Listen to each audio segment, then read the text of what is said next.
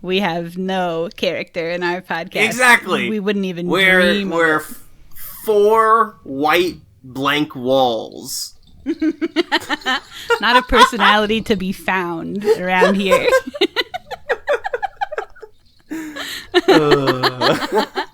Is this the intro? This is the intro.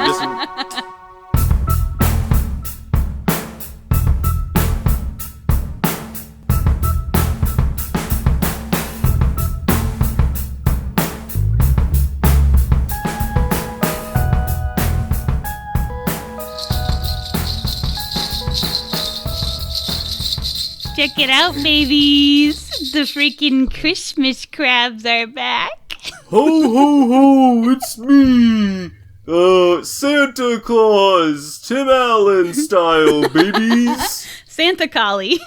Santa Collie, I've come to bring you a guy who gets really upset about his TV connection to the internet. Oh, ho, ho. I don't know. That's something that I'd bring. Well, hell yeah. Okay, welcome to ScreenVomit. That was a bomb. Edit that out. Please, God. Welcome to ScreenVomit, babies. Welcome. It's a freaking Christmas episode. And we are recording on Christmas morning this year. Yeah, it turns out, even though this actually will come out several days before Christmas. You're listening to the future. It's fucking the movie with Bill Murray. This is Scrooge. It's Scrooged. We got Scrooged. We got Scrooged. And guess what? If you're listening, you've also gotten Scrooged. Haha, sucker. Take it. Christmas crabs at it again. I'm the number one crab, Kayla, and here with me is my twin crab, Collie J. Snip, snip. Hey, yeah, you remember those commercials where the crab was like, I pinch to the Honda Element, I believe? No. My favorite fucking commercials. I fucking hate commercials. Like, But every now and again you get a good one. The Screaming Goats every one? now and then. Yes, got me. Okay, do I still sing Berries and Cream? Yes, I absolutely do. Okay, so sometimes you get a good one. Yeah, the crab saying I pinch to a Honda Element. One of my favorite commercials. Anyway. And do I remember why we're the Christmas crabs or where that reference even came from? No. But it's in one of our old episodes. You'll figure it out. Peanut Butter. It was from Peanut Butter Falcon.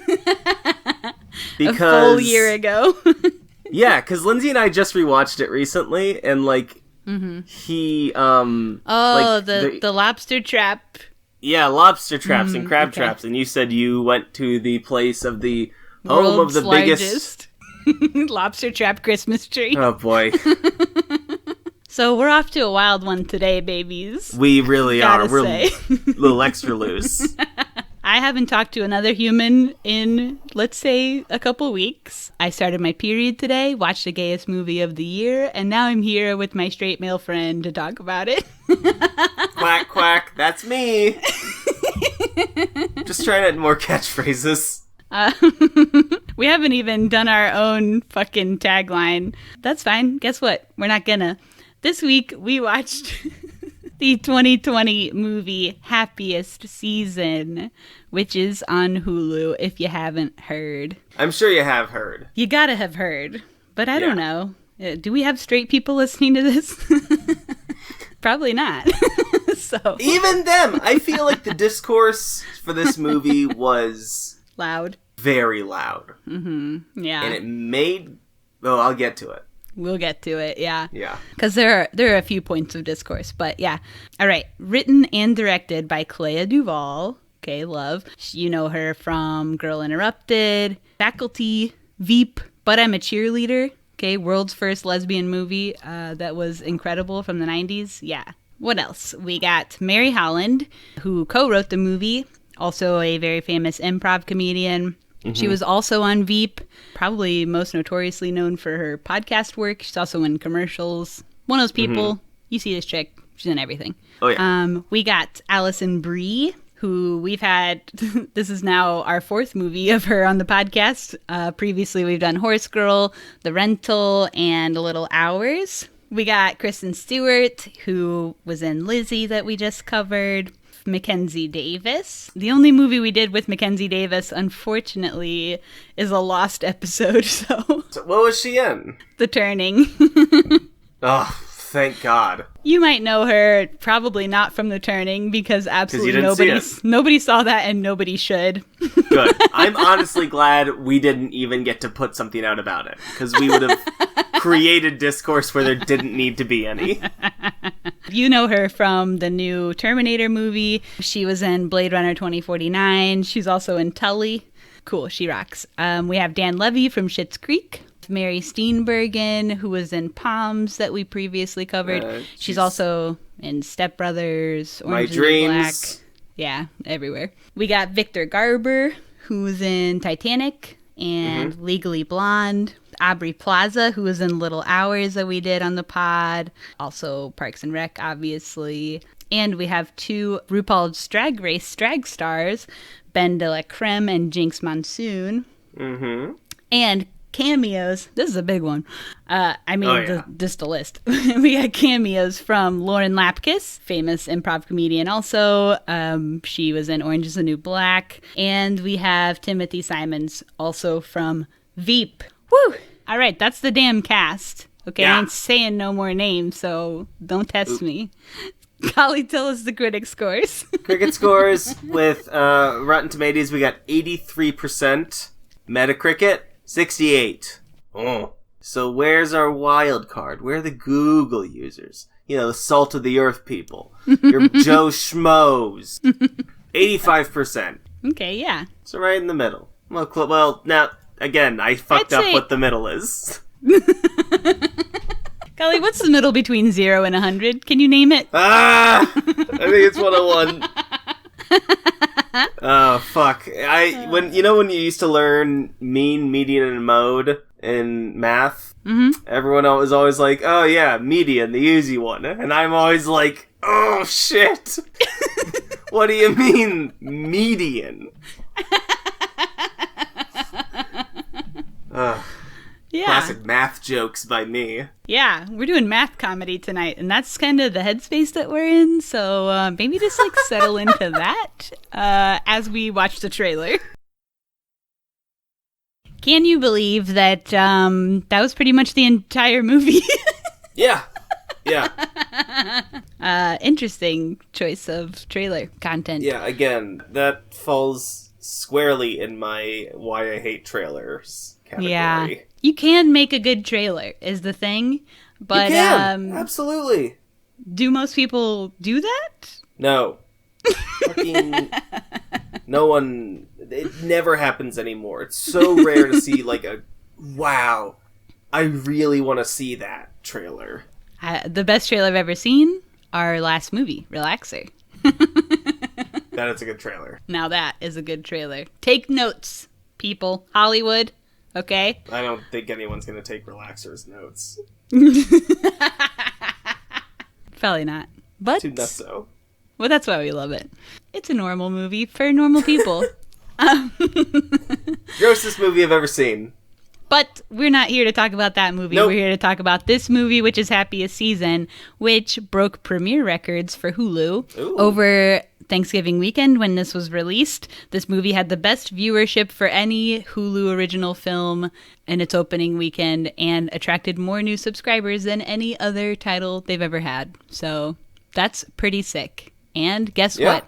Us queers are fucking dying for content. There's your proof. Make more queer movies. It's very apparent that the market is, if you want to look at it from that cold capitalistic perspective that Hulu is going to look at it from, there's a market that is craving this shit. Especially, let's just say off the top of your head, how many lesbian movies have you seen that take place, let's say, after the year 1900? Let's go through them. Oh shit! So I'm a cheerleader. Crickets. And the old guard. Yeah. So Slim Damn Pickens. if you ask me. Yeah, I mean, like, what I appreciated about this so much was it just how easy it was to watch.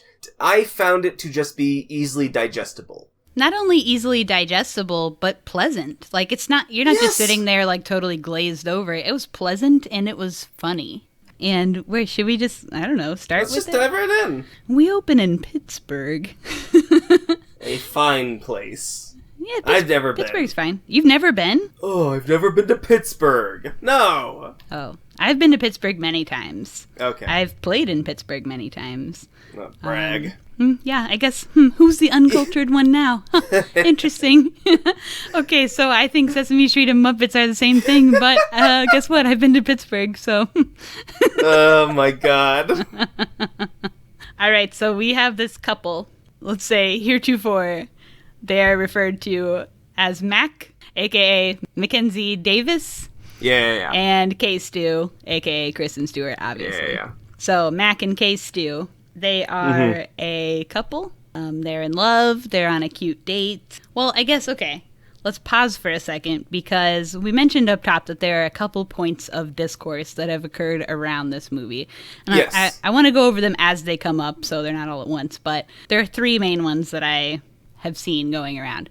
And this was the first point of discourse that I saw brought up a lot, which was that this is a queer movie, and there are a lot of queer actors, and the director's lesbian in this movie, but Mackenzie Davis allegedly is straight and playing gay for the movie. But let me tell you something. Look up a picture of Mackenzie Davis in the new Terminator movie. Yeah, This girl's a fucking ticking time bomb, okay? We see you, Mackenzie. Like, we're waiting for you. Yeah. So let's say quotations straight. They say you can't judge a book by its cover, but if the cover looks like that... yeah, that's queer bait if I ever saw it. They made her look more straight for the gay movie than she does in regular life. Yeah. Her, Wikipedia picture, it's her at Comic-Con, and she's wearing a striped button-up, button to the top, with a plaid jacket and a short haircut and crazy. She looks like she's going to Lilith Fair. That's an out-of-date reference. Yeah, who remember? So yeah, what I want to say about this is, it's not inherently bad for a straight person to play gay, but hear me out on this. The problem is, and I think this goes with a few things that are similar. It's not necessarily the fact that a straight person is playing gay. The problem is that gay or queer, whatever, actors of the participating party are being denied jobs where they could have had that job. But this production has clearly gone out of their way to make a real concerted effort to cast gay and queer LGBTQ plus actors in all the kinds of places they can in this movie, including there are some gay actors playing straight in this movie. So they've made the effort, they've put in the time, they've done their due diligence. You think so? Yeah, in my opinion. Yeah, it really just boils down to, that complaint that I've seen, too. It's kind of okay, so what's the number? Is there a number? Is it about how many? Is it about 0? No straight can play gay? I think people of the participating party at the very least, have to be consulted on whatever you're doing about it. Absolutely. And whether that goes for many things, let's say. Yeah. But this topic too. They have to be consulted because the problem happens when queer actors are denied not only the acting role, but then are not consulted. And so many insensitive things end up coming out, or things that are inaccurate when nobody's consulted on this. You know what I mean? And as far as having a visible role, there are many visible queer people in this movie. If it were, say, Ammonite, where there are two straight women playing lesbians. Yeah, sure. Don't love that. You know what I mean? All straight people involved. Don't love that. But we have here the movies coming out of a queer eye because the writer and director is lesbian. I feel like I don't want to... I do want to put out a disclaimer that I am trying to be critical of this movie and some of its relation to the queer community while acknowledging that I am, I guess, not a member of the queer community. I'm an ally, you know? Let's be honest, though. Collie's a little queer. Look, in truth, yes. Like, there's no such thing as straight. Mm-hmm. Obviously. It's just a fucking construct. It doesn't mean shit. But, like, I don't know, for simplicity purposes, say I'm straight. Mm-hmm. Collie's culturally straight. Yeah, just because I really don't give a shit. You're not even really, though. No. You're taking just as much queer content as I do. I do, and I enjoy it.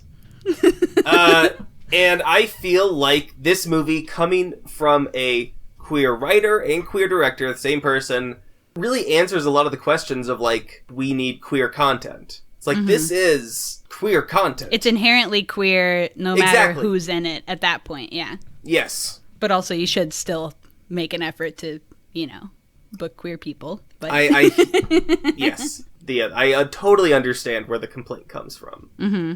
So, now that that's out of the way. Yeah. I would like to first address the way K-Stu looks in this movie.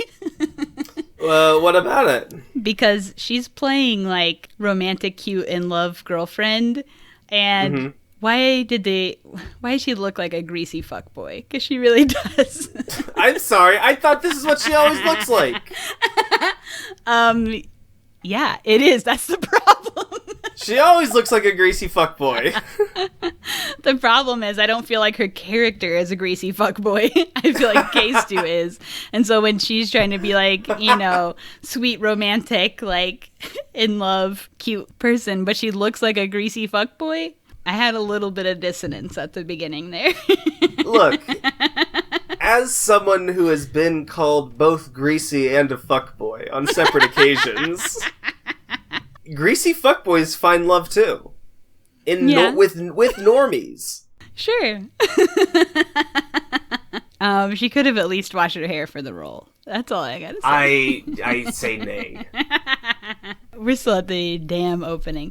They're on a cute date. We established that Mac loves Christmas and K-Stu doesn't because of her insane backstory that she hates Christmas because her parents died 10 years ago.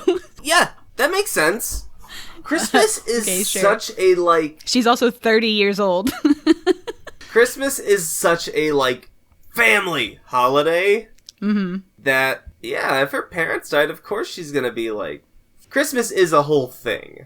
You know? Yeah, I guess, but speaking from experience, you get over it. You get over the weird family shit about it, I think. Okay. I don't want to be like my experience is everyone's experience. But you do have lived experience for this shit. Yeah. 10 years is a long time. And when you're 30 years, like, it's not like she lost her parents as a kid and then had to, like, be a kid with that. She's been a grown person the whole time. I just think it's a little... crazy. I guess you're right. Yeah, I don't want to... No, my parents don't listen to this. I do love my parents. But if my parents died, and then 10 years from now, I'd be 37, I would still enjoy Christmas. And guess what? I haven't had parents in a while. So I haven't talked to my mom now for 7 years, I would say, or so. 7, 8 years. And I like Christmas. Yeah? If nothing else, Christmas is a free day off, baby. I can chill all day long. Exactly. And if I want to do something, I can. And if I don't want to do something, I don't. It rocks. Most people that have families with Christmas, they get stressed out. Oh, you gotta go here, you gotta go there, you gotta do all this stupid stuff you don't want to do. Yeah, wake up early, you gotta buy all the presents. Blah, leave blah, me blah. alone. You're roasting my situation here. I think that's the normal most people feel that way. Oh, don't get me started. Me and Christmas have a long storied history. Well, yeah, you also got your birthday on damn Christmas, so that's gotta be rough. That always rocks, though. I've never had to go to school on my birthday. Oh, I guess so. You know what? This is weird. I never had to go to school on my birthday either. It's the best. Which is in April on spring break, so it's like in the school year. You just got lucky. My birthday was always on spring break. Lucky/unlucky because all of my friends were always out of town. So I guess neither of us ever got a birthday party either. Wow. Oh, I always fucking had birthday parties. Are you kidding me? Wait, I'd say I tried. stop the train. What? I always had birthday parties. Oh, yeah. We would just even on Christmas? figure it out. Oh. I mean, no, it rocks though, because all my friends are out of school, so like, I loved it. People have always asked me, like, hey, your birthday's after Christmas. That must suck. And I'm like, baby, I love it. The end. I don't need to go any further. It's not that important. No, that's cool. Yeah. Okay, getting us back on track. These two girls are doing some hijinks. They climb on a damn stranger's roof to look at the city. Cool. But, you know, in Pittsburgh, there is a whole ass, like, long trail and bridge and stuff where you can go that looks over the whole city. So, like... Oh, yeah? And it's beautiful. Why, if they wanted to, like, have that moment, why didn't they go there? Or, like, actually most places in Pittsburgh, like, residences, have an accessible roof that you can go up to and stand on and look at the city. Like, why you gotta go to some strangers? You're watching this movie and you're like, is this an accurate depiction of Pittsburgh? Yeah, I was. And you're a huge Pittsburgh stan. I don't know if I'd say it huge, but I like Pittsburgh. And it's a beautiful city, yeah.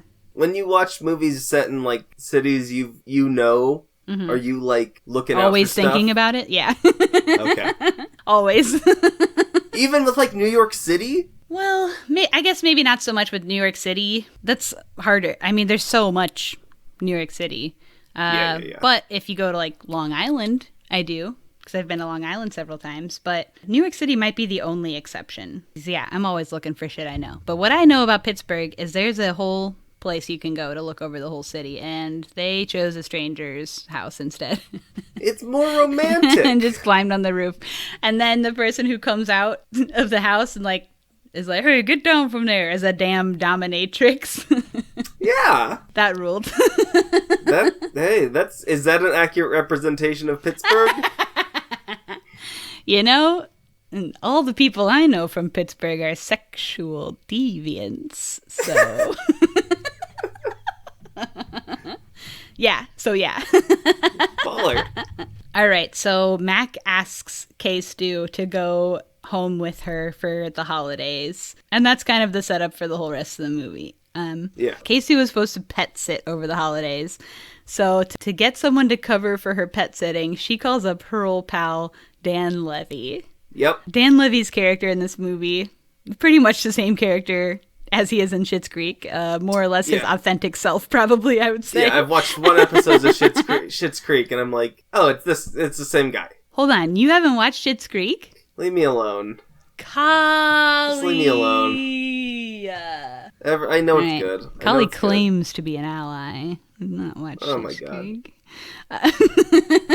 So his character kind of pops in from time to time in the story. He's always incredible. He's always funny. His intro in this movie we saw in the trailer where he's tracking a guy from his apartment, and the tracking thing becomes a bit throughout the rest of the movie, which I kind of liked.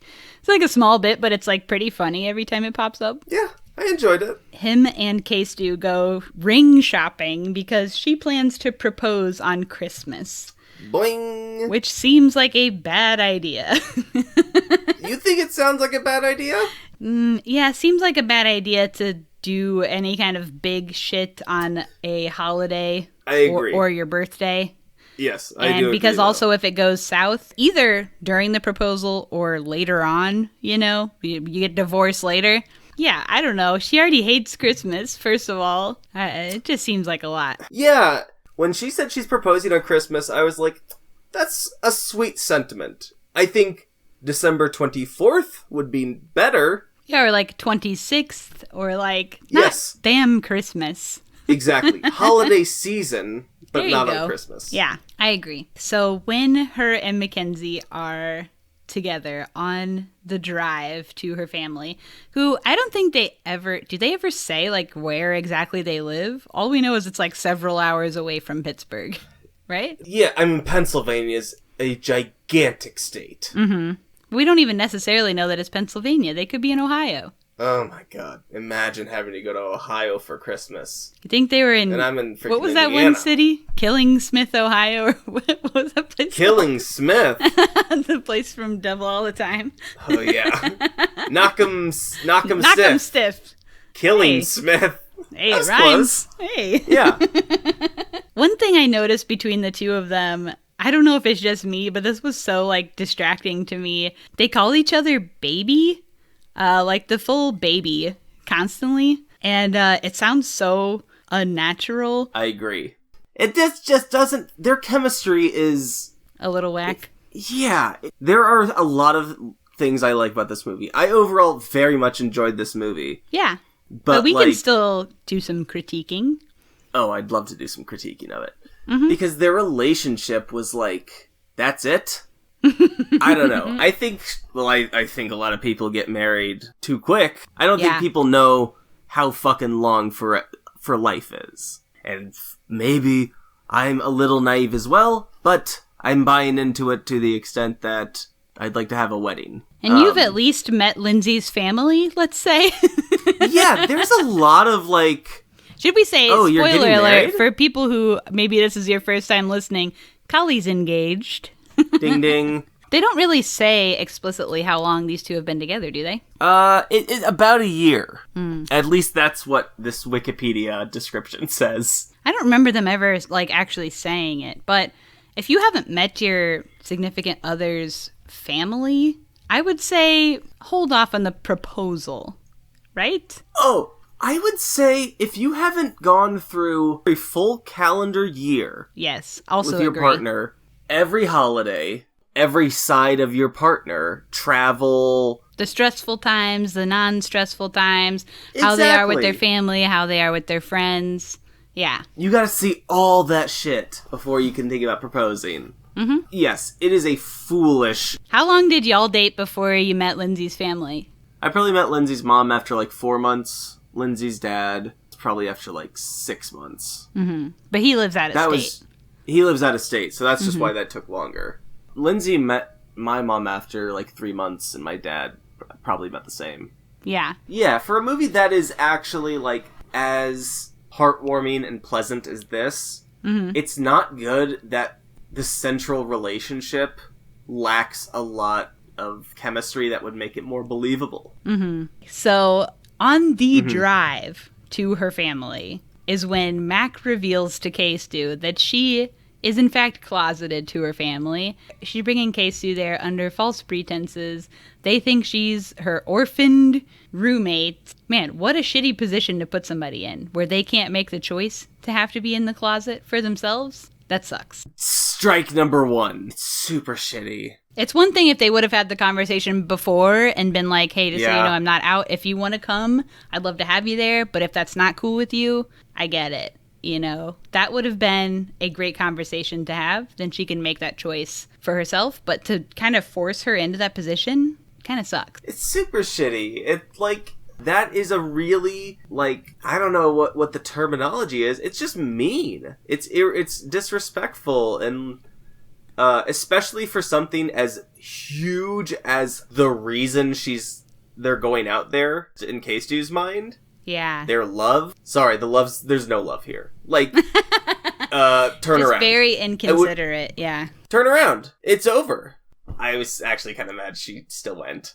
Yeah. And that's like, when you really think about it, like, when you think about it beyond what's shown in the movie, how have they dated for this long and they're so in love and everything, and that has never come up? It's so clear that Mac basically has, like, this duality of her life. Mm-hmm. She's two people. Yes. She's living these two lives. Mm-hmm. And, like, her personal and quasi-professional life require two different faces from her. So she's created these two different people that cannot coexist. And guess what? That's sus. Mac is sus. And I don't trust her.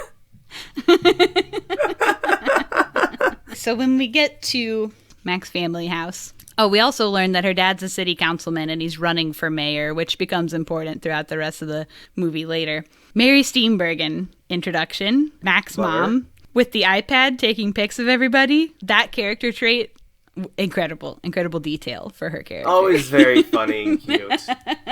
Yes, very funny and cute.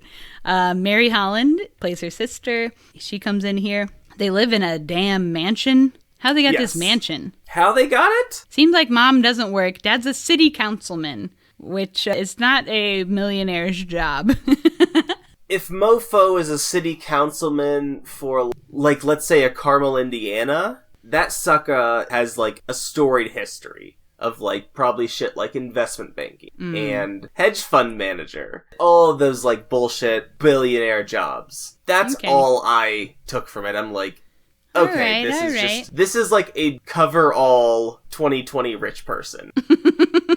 So Mary Holland and Mary Steenburgen kind of accost Case 2 at the door, and they keep referring to her as Mac's orphan friend, which is like insane. It always made me chuckle when it came up. It is kind of funny, but it's also like unhinged. Like nobody would say that. Like nobody would ever say that. And I don't know, if you're not an orphan, if your parents die when you're grown, you're not an orphan. Nope. Orphan's not even really a thing. Being orphan's not really a thing anymore. There's not like orphanages. No, they usually go to next of kin, or they enter the foster system. Yeah, foster system or guardian home or stuff, but not like an orphanage. We've like eliminated the like basically orphanages have been eliminated by the system. So like orphan and orphanage are really not terms that are like even used anymore. Yeah. They're just antiquated. So it's a little unhinged that they keep referring to her as her orphan friend. It just hammered into me like, oh, the parents are Republicans. Because, like, that's, like, Republican-ass language. Like, not a right-winger, because, like, a right-winger, you could have, like, an unhinged, wild-ass Trump supporter, but this is, like, a Republican. Like a Mitch McConnell-ass motherfucker. Who I have, like... he didn't want to listen to this either. My stepbrother's, his job... is fucking Indiana Republican Party. Oh, jeez. Shit. Yeah, it's wild. So, like, it's conflicting because he's a very nice guy and I like him a lot. Really, really puts me in a quandary. He's a really nice guy. Canceled. I'm sorry. My stepbrother is a very nice guy. I do like to remind him. Please apologize to the listeners. I'm sorry. You can cancel me. You can try. Won't work. They always trying. They stay trying. Anyway, yeah, no, like the big house, grown kid who lives at home. Mm-hmm. This is all classic, like suburban Republican shit. Carmel, Indiana Republican shit. For those not from Indiana, Carmel is the rich people town. Let's just say that. Exactly. It's like consistently listed as one of the best towns in America and shit.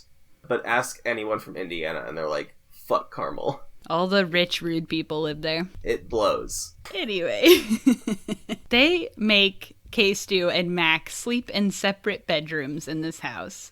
We've all been there. Really? They make such a big deal about it. Girls often sleep together. That's true. Friends, gay, whatever. It doesn't matter. I don't know if guys do this as much. I've never been a guy. We do not. But it's pretty common for girls. They stick together. Yeah. But they make such a big deal about how they need to be in separate bedrooms and... That's more like evangelical Christian bullshit. It's a little different, but they're, like, closely related. So not only is her family Republican, but they are also evangelical Christians.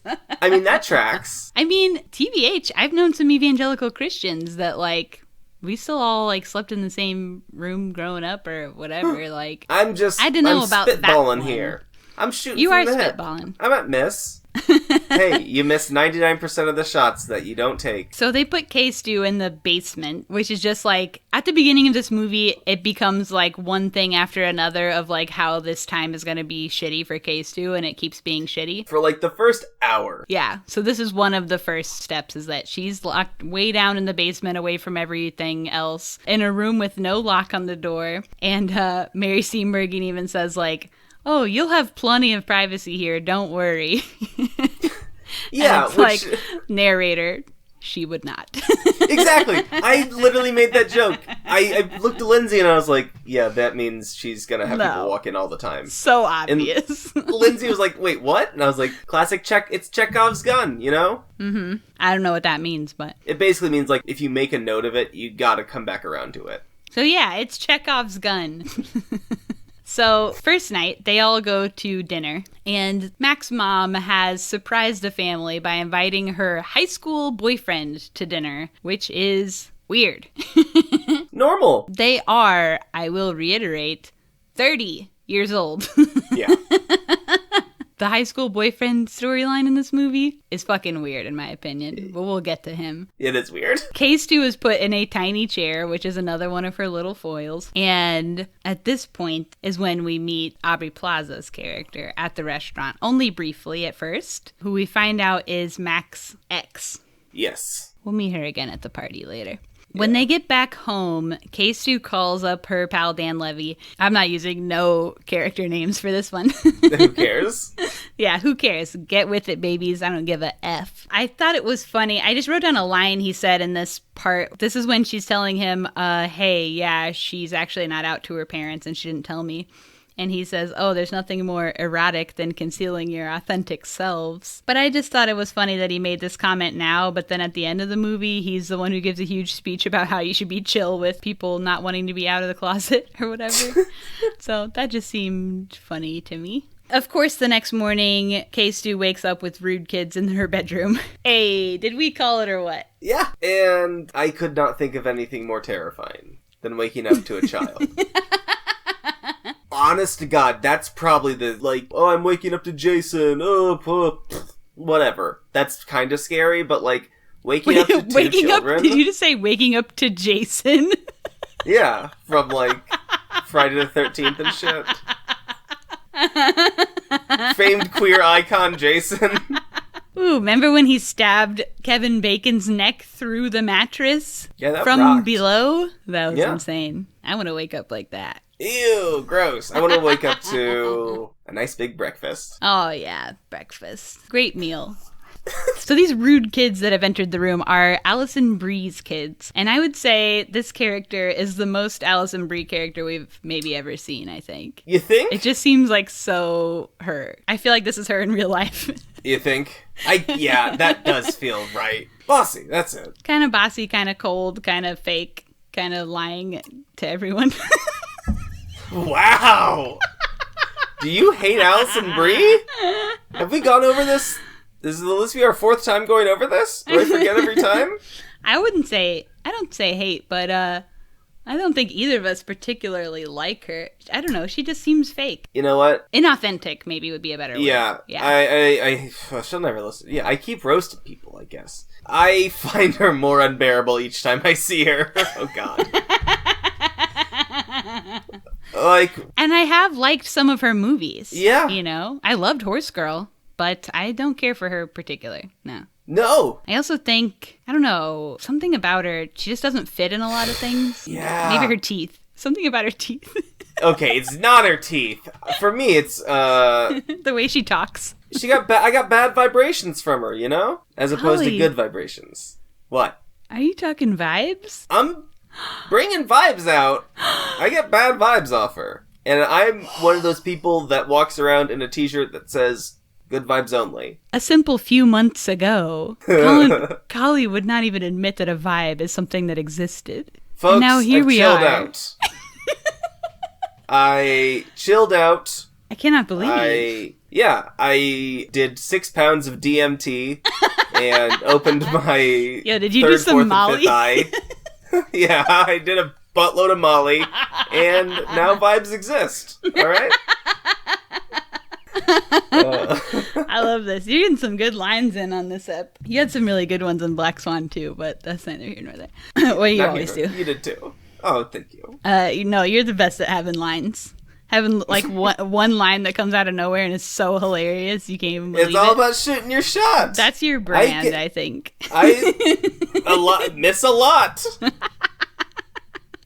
Okay, so now that Allison Brie is here, we now have the full sisterly dynamic. The oldest sister, who's Allison Brie, and the youngest sister, who's Mackenzie, are extremely competitive with each other. Classic. And the middle sis, Mary Holland, is a geek writing a Lord of the Rings style book who is just dying for equal attention. Yes, but is like too polite to really ask for it. She's shy and quiet because her other sisters are very big personalities, let's say. Yeah, they're dominant, and Yeah, she's that's a good reserved and... She gets kind of lost in the fold. Absolutely. So next scene is the damn party. First of all, what the F is this party?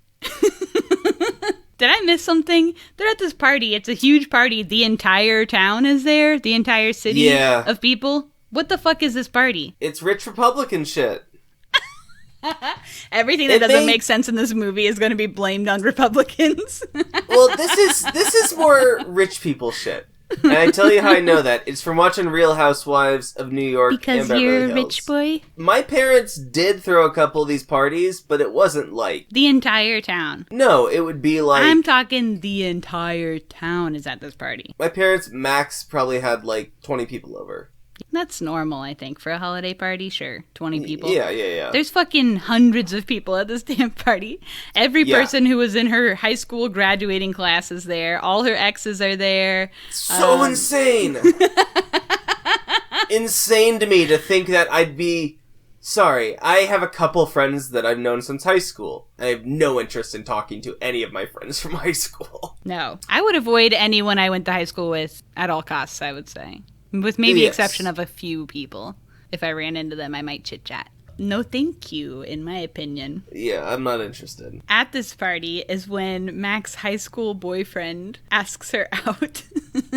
Yeah. And all her friends talk about how he's still into her. He's still into her. They are, if you might remember, I mentioned 30 years old. He's still into her 12 plus years later. That's weird, in my opinion. It's very fucking weird. I think this is unhinged.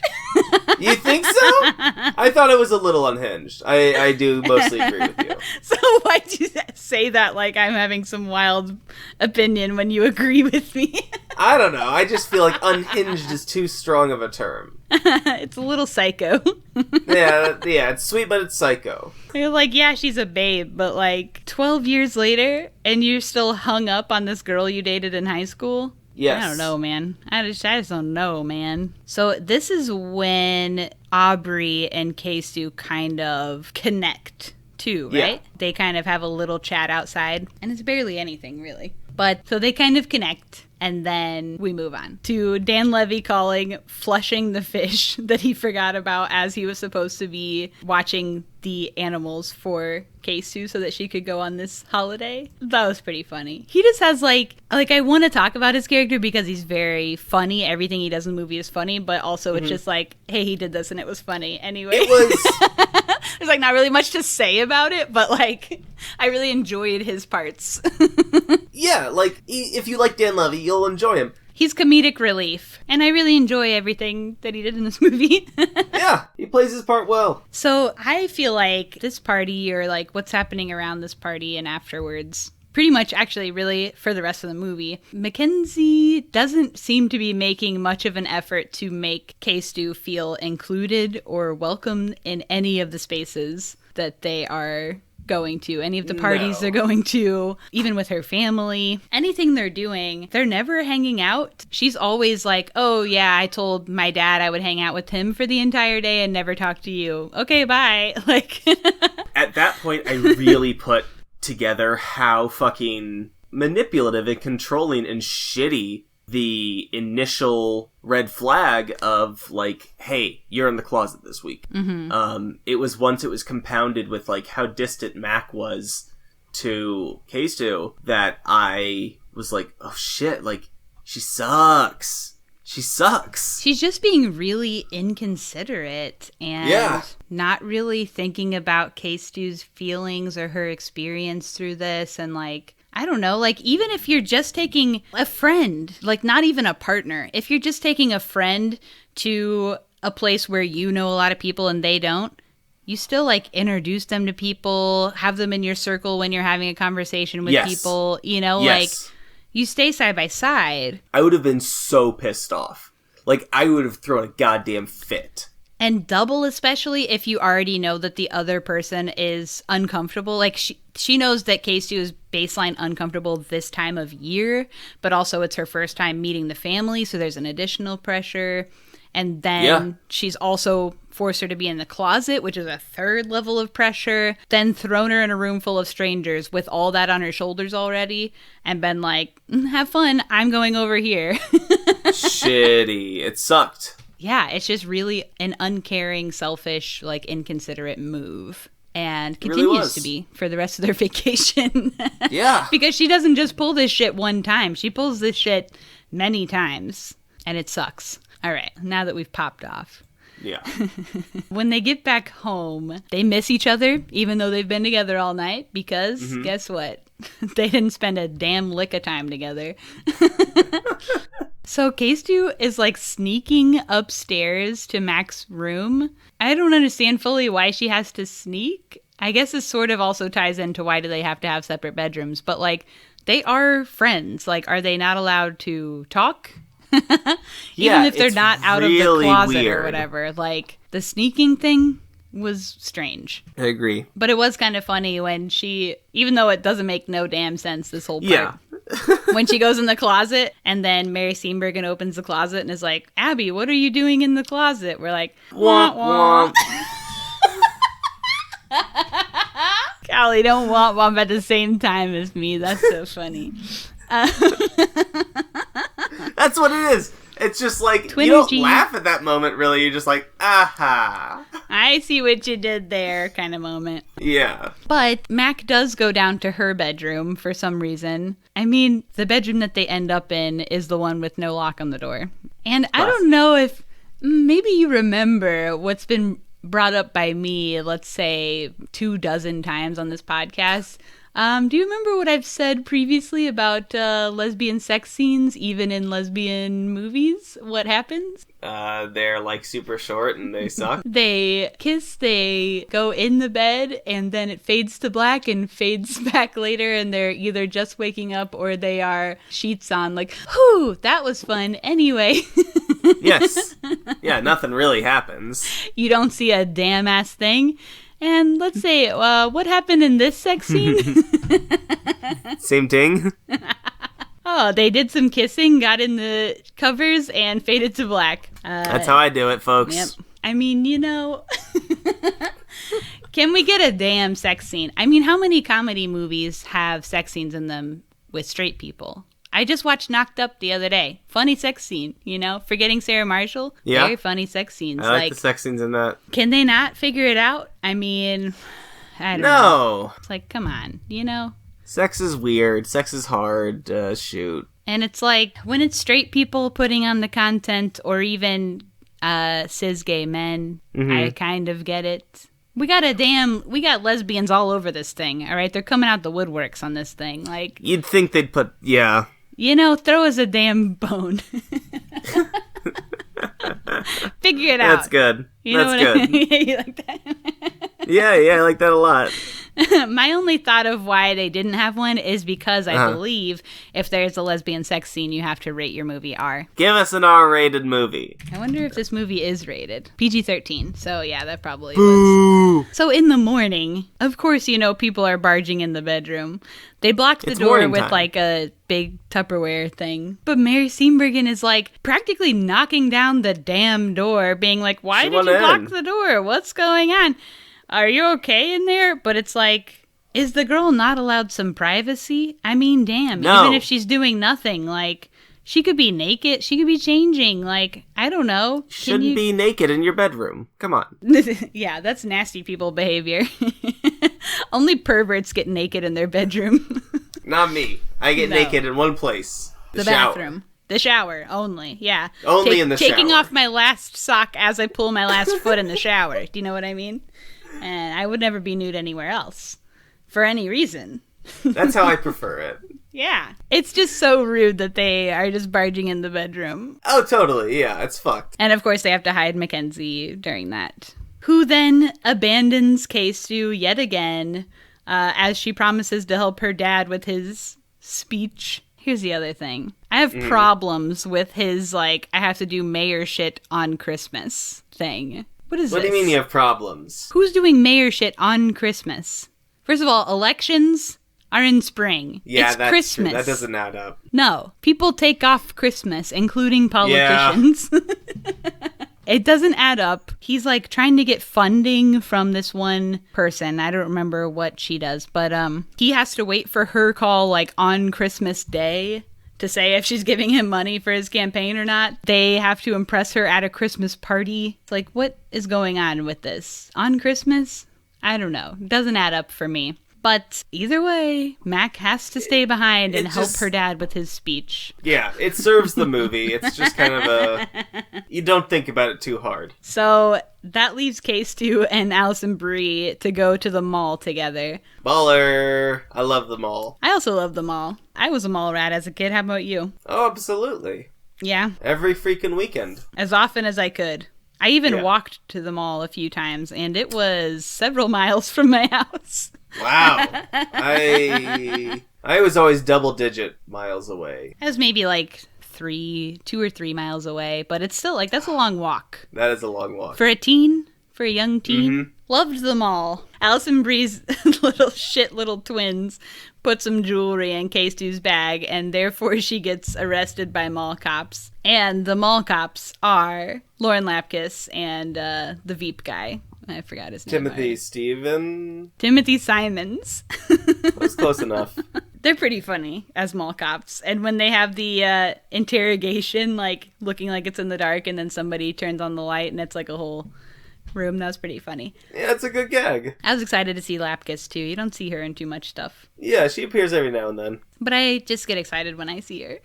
Yeah, she's great. Now that K-Stu has been detained by this mall security, she's no longer allowed at whatever dinner the family's going to. That just felt like another all right. Yeah, shit is just not going her way. Go home. I know, literally, I was this Christmas experience seems way the fuck lonelier than if she would have just stayed at home in the first place, alone.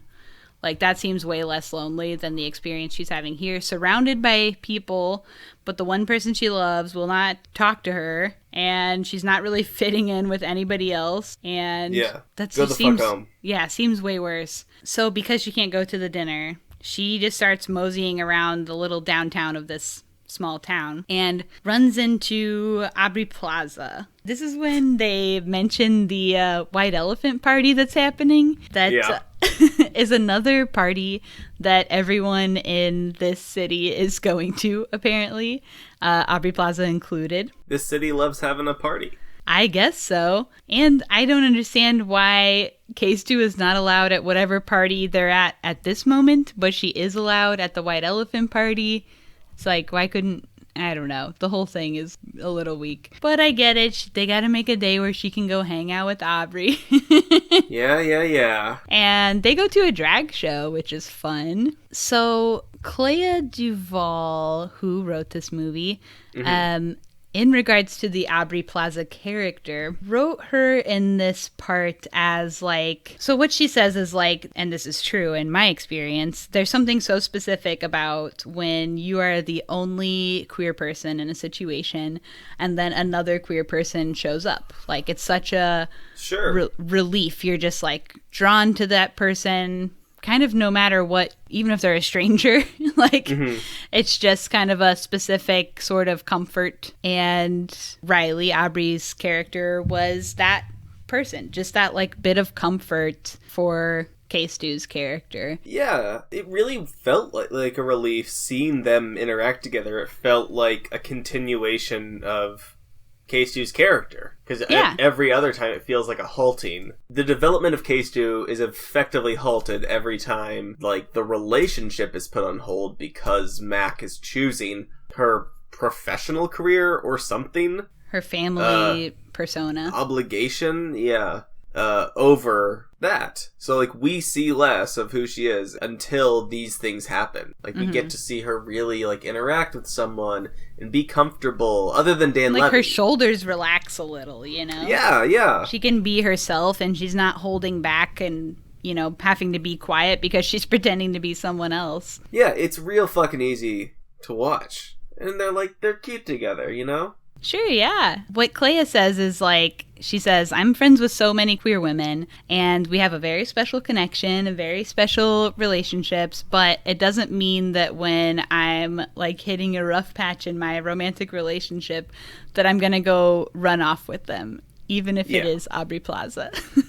Makes sense. There's just a comfort there. When they're at this drag show, Aubrey spills the tea on what actually happened with her and Mac in high school. Basically, Mac outed her, which therefore leaves Aubrey Plaza to, like, be, you know, first of all, outing her and then making her be alone in that, in the aftermath of that, which is a terrible thing to do. Don't do that. No, it's totally in line with the development of her character. Like, yeah, that makes sense that she would do that. She's all about self-preservation. And she maybe has, like, some internalized homophobia, too. Like, she is not comfortable with that part of herself then or now. But so far, literally the only motivations we've seen of hers have been motivated by, I have this public image in this town that I'm straight. And I have to keep that. And that's been at the cost, damn near at the cost of her relationship. Yeah. Yeah, of course she would have done this shit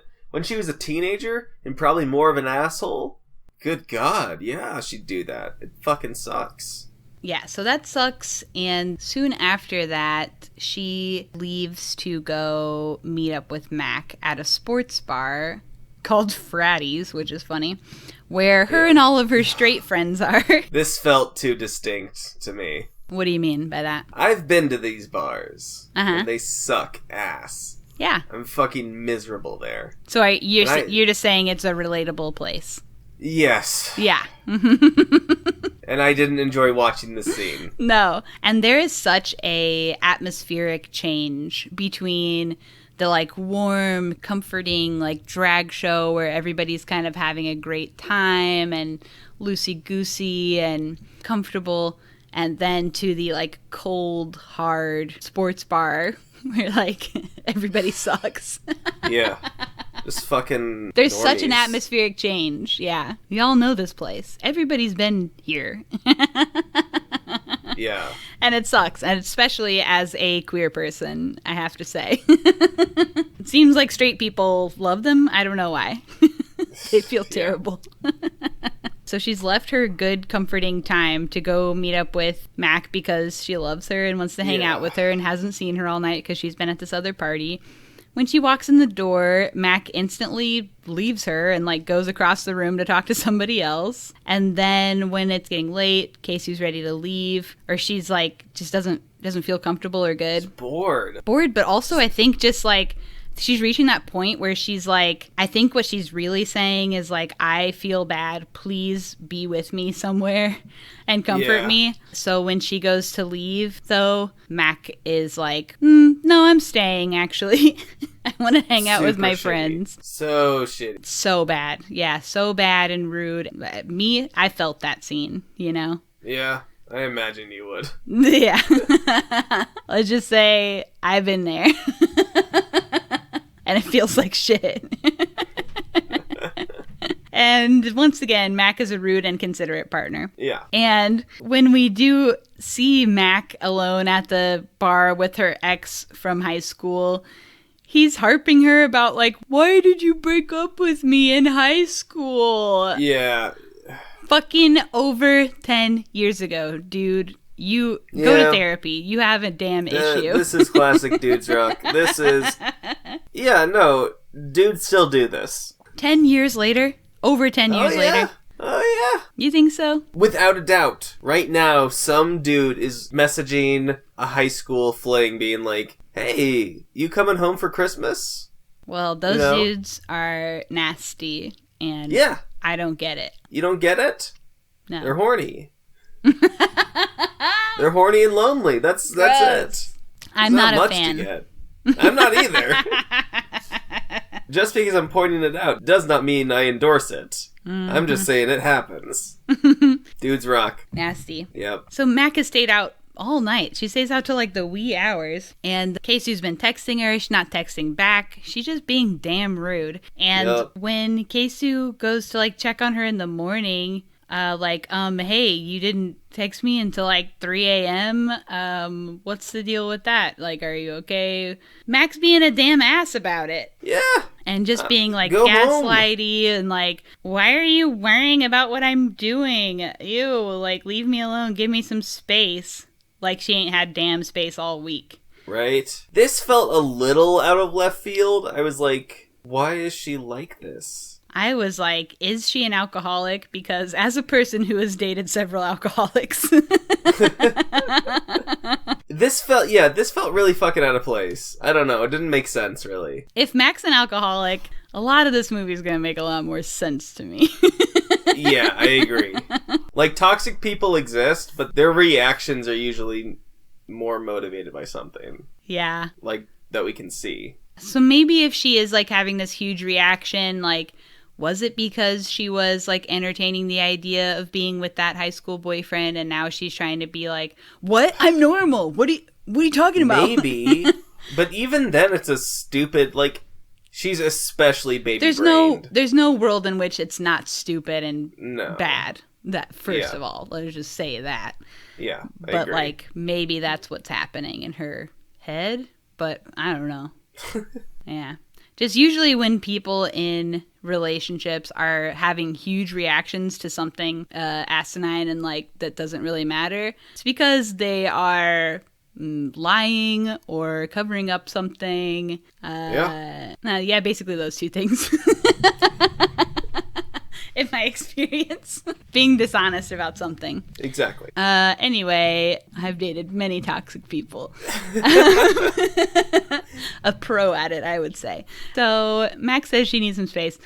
This is when Casey is finally like, yeah, I'm leaving. But she looks up Uber and it costs like $1,000. And she calls Dan, but she doesn't ask him for a ride, which I thought was like, why wouldn't you ask your friend for a ride? You know you gotta get out of here. I'd be afraid to. I get it.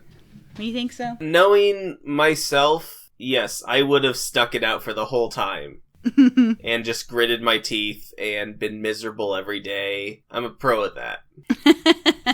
So yeah, she is just kind of like stuck in this place and can't really go anywhere and feels like shit. And that sucks. Next day, she meets up with Aubrey, I think, again. Mm-hmm. And Max sees them hanging out and is pissed. Indefensible. Just being jealous and weird. Because she's shady. At this point, all of her toxic behavior kind of made sense. And now it feels unhinged. This is unhinged behavior. All the hinges are broken. She's fully spiraling out. Yep. Yeah. Next, they go to the White Elephant Party, the aforementioned White Elephant Party. And this is kind of like every part of this movie comes to a head during this party at some point or another. First of all, it has to be mentioned K-Stew's outfit at this party. I saw a meme that was like, and I'll post this on the Instagram. It's like, hey babe, wear your straightest outfit.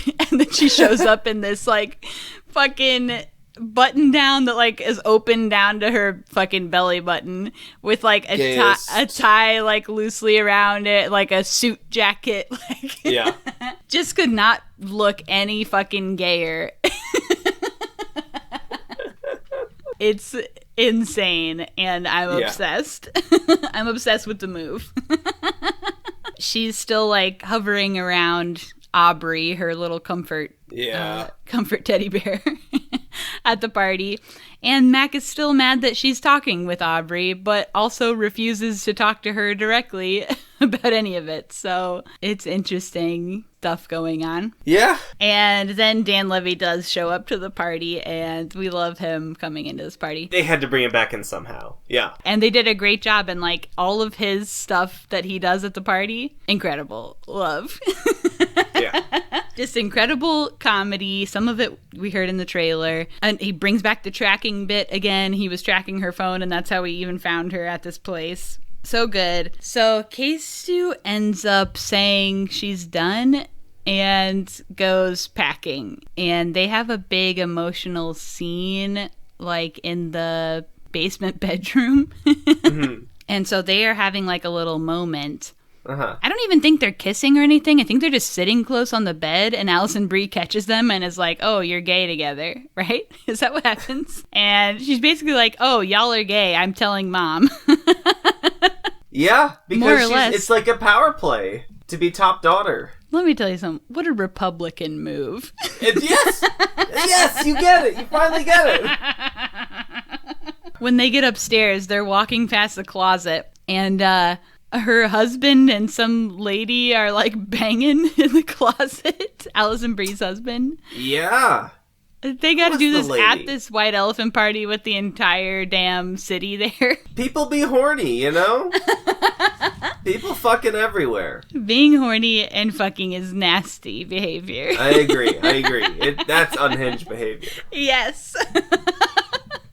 It's not natural. Don't do it.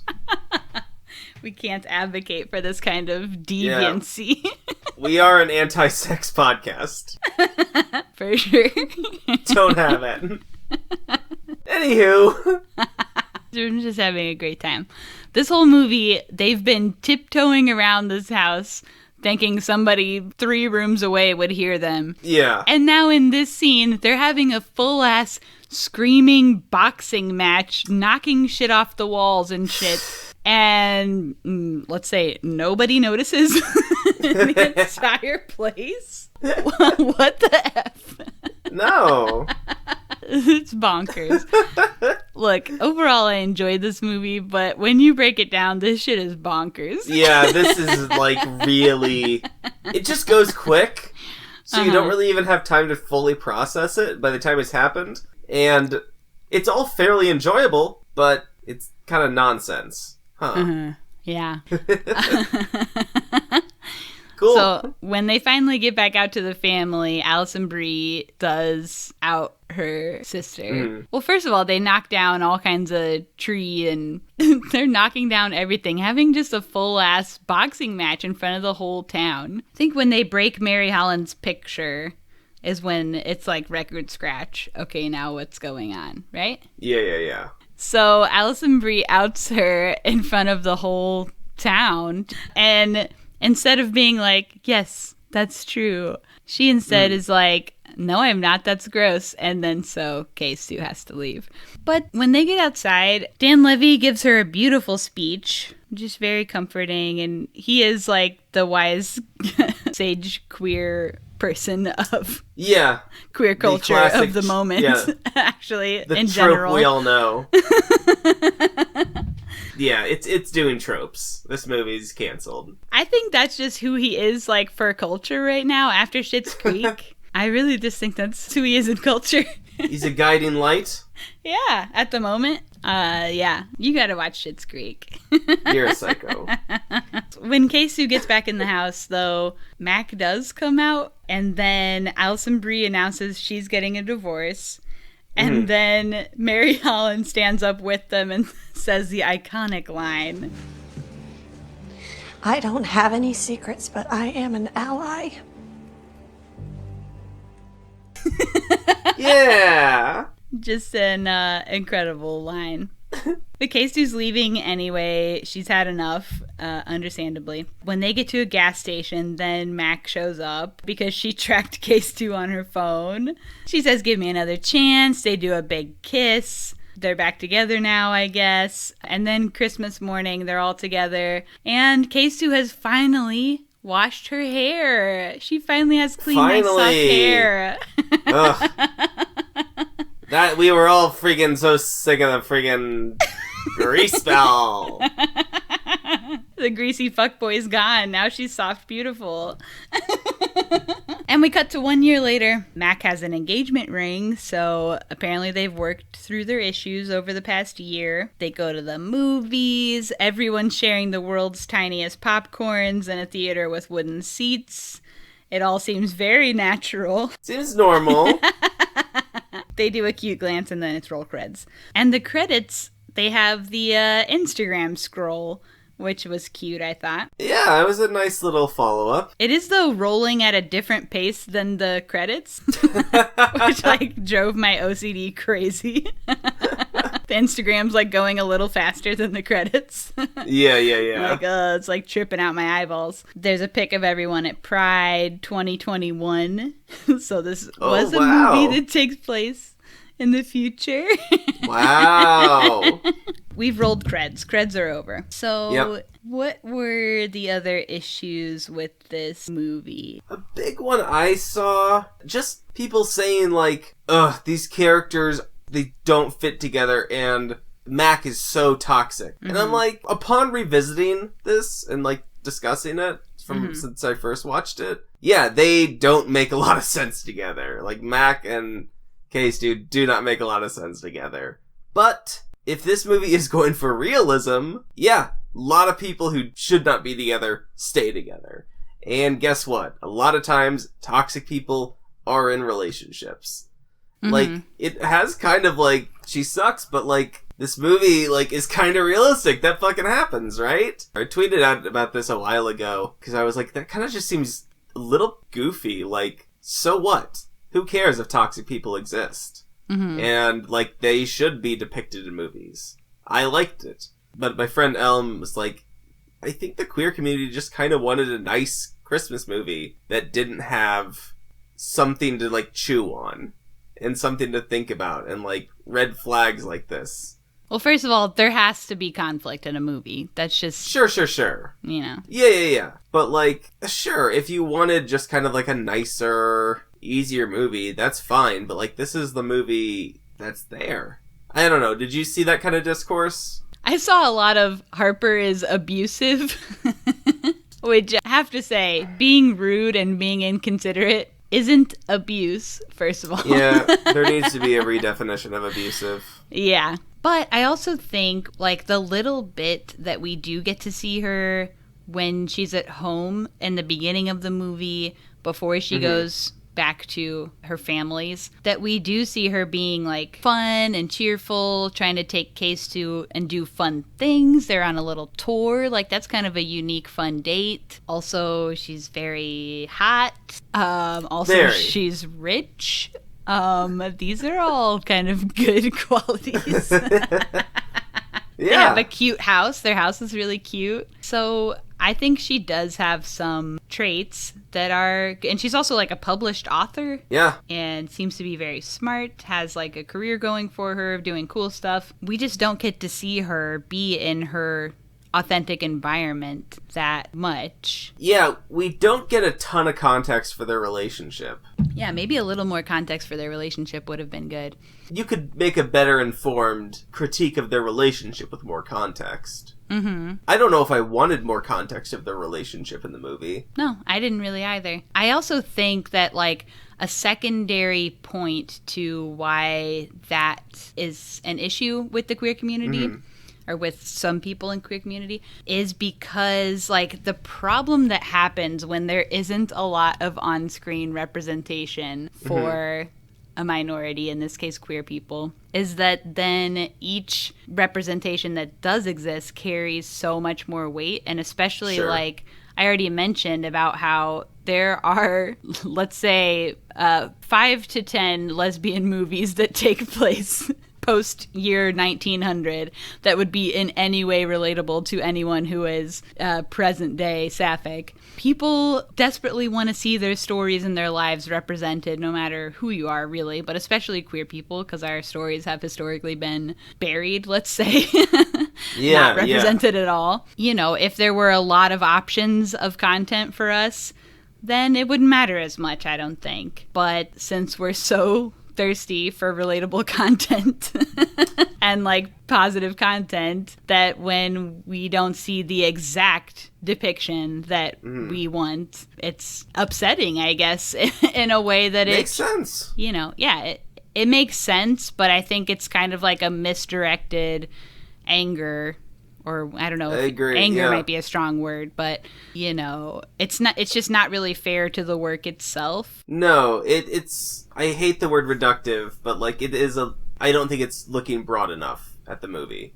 Like with a more macro lens, I think you can kind of see that, like, yeah, this is good. Like, this is overall a solid movie. Yeah, I think so too. I found it comforting. I found it sweet. Yeah. Even though there was like toxicity happening, I didn't find it devastating as it often is in our stories, you know? Yeah, I agree. It was just kind of like, it wasn't traumatic. Yes. Horrid. It was just like, okay, these are winter hijinks. Yeah. The answer is that there needs to be more representation for queer people in general, really of all types. Sure, I agree. To this day, have I seen more than 3 non-binary people in any of cinema history? No. No. So, you know, it's slim pickings, and that's an issue. It is. It just puts so much more pressure on each thing to be like exactly how each person wants it to be. And you're not going to please everybody. Yeah, I agree. So, all that being said, what do we rate this out of 5? For me, this gets freaking 3.5. Yeah. I had a nice, pleasant time. This wasn't a game changer for me. Yeah.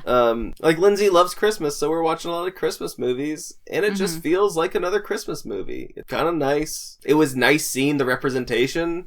I enjoy all these people. Just good. What do you give it? I might also say 3.5. Like, it's not a cinematic masterpiece by any means, and we've pointed out so many damn plot holes. But it was very enjoyable. It was funny. I had a great time watching it. I would watch again. I did love 3.5 solidly. Twinergy. Again, we're back on our Twinergy after being polarizing. Shaky a few times in the last handful. Now it's time for ScreenVomit.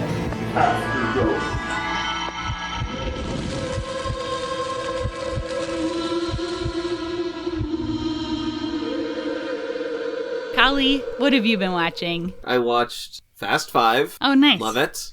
I'm wearing Great a Fast one. and Furious shirt in our picture for this episode. Perfectly paced movie. It's a long movie. It's 130 minutes I'm reading right now. And, like, it feels like 30 minutes. Yeah. So quick. And it's so good, because you just, every scene you're like, hell yeah. Oh, hell yeah. Oh, hell yeah. That's pretty much the entire Fast franchise. It's just saying hell yeah over and over. Yeah. I cannot discern one from the next, like, in my memory. You don't need to.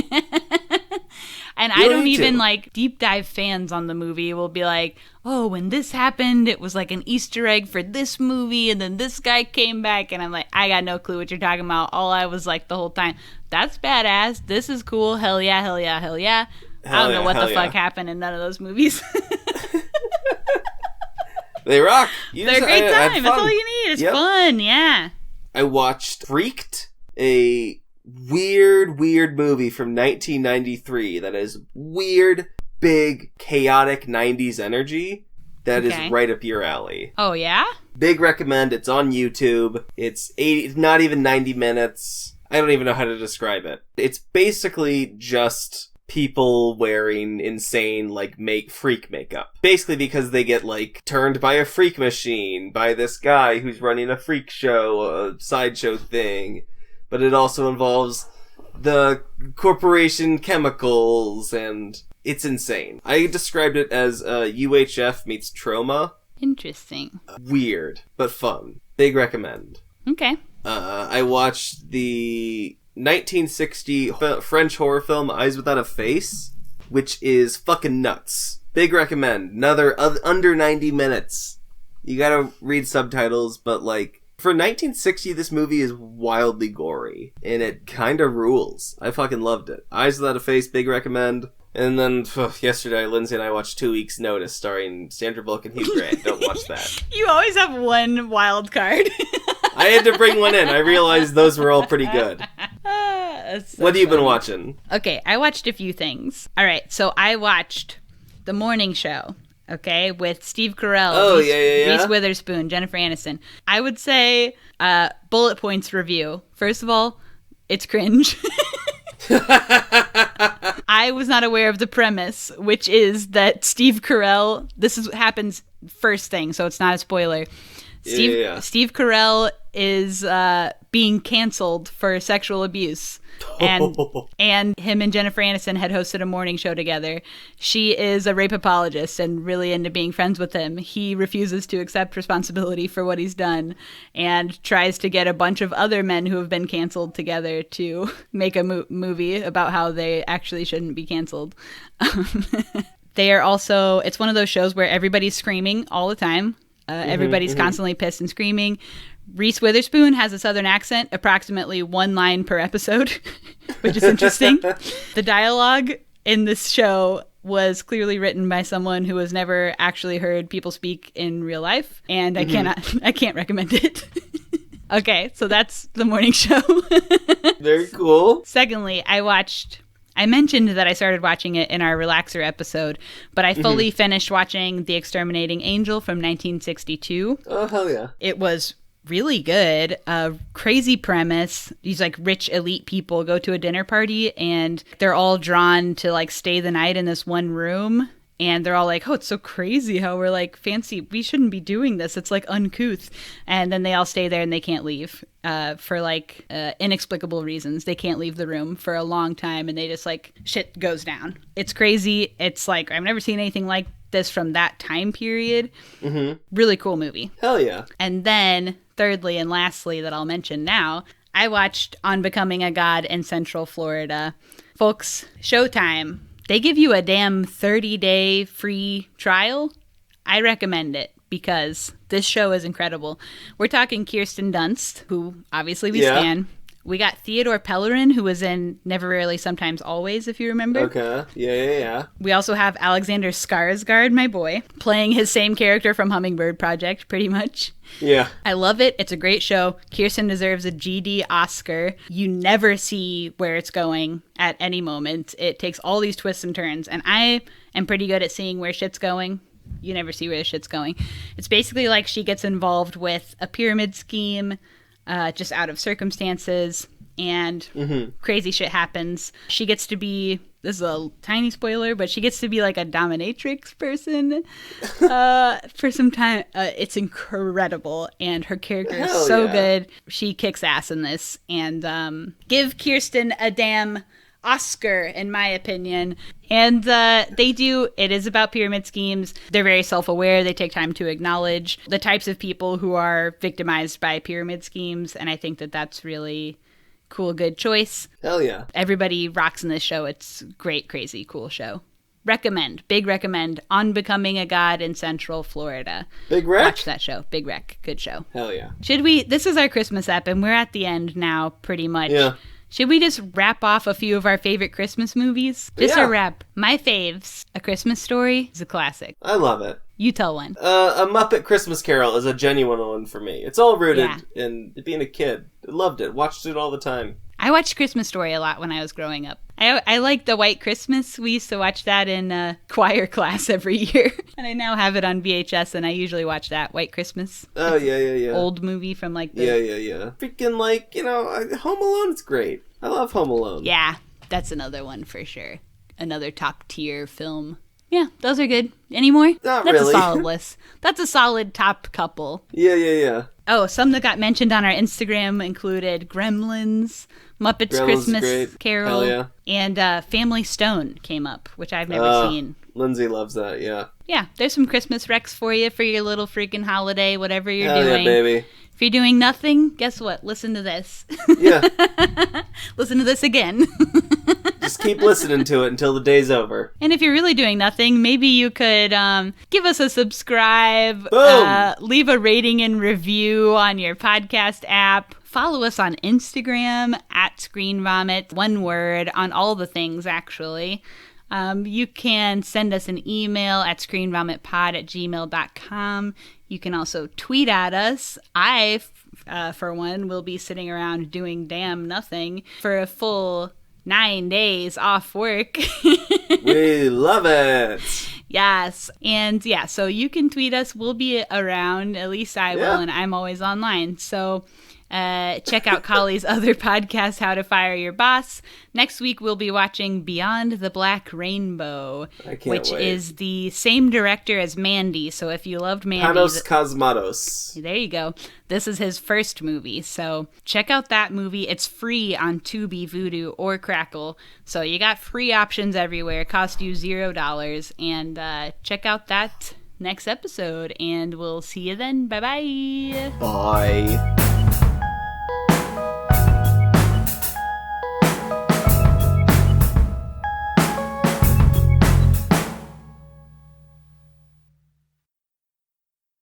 You know what? This is heteronormativity. Muppet Christmas Carol. That's heteronormativity.